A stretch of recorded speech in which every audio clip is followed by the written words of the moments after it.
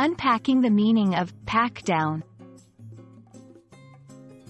Hello, everyone. Welcome to our English language learning series.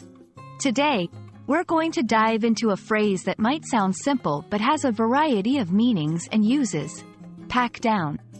Understanding phrases like this is crucial for mastering conversational English, so let's get started.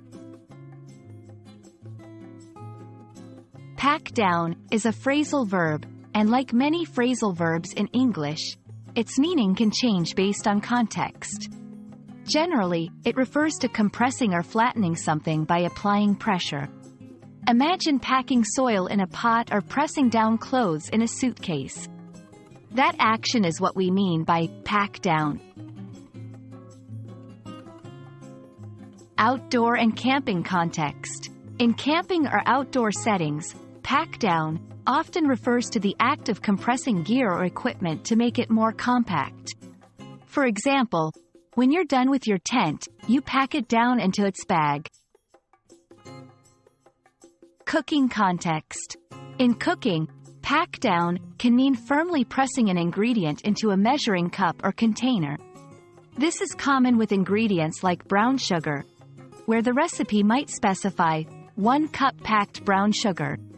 Snow or ground context. In the context of snow or groundskeeping, pack down refers to compressing the snow or soil.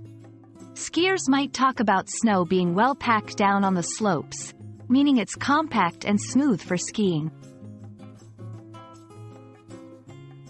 Let's see how pack down can be used in different sentences.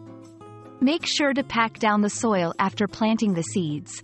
We need to pack down our camping gear tightly to fit everything in the backpack. Remember to pack down the brown sugar when measuring it for the recipe. Notice how the context changes the subtle nuances of pack down. Do not confuse pack down with just pack.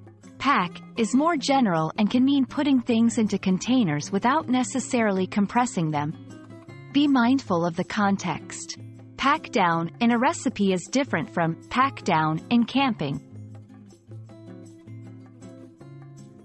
And that's a wrap on pack down.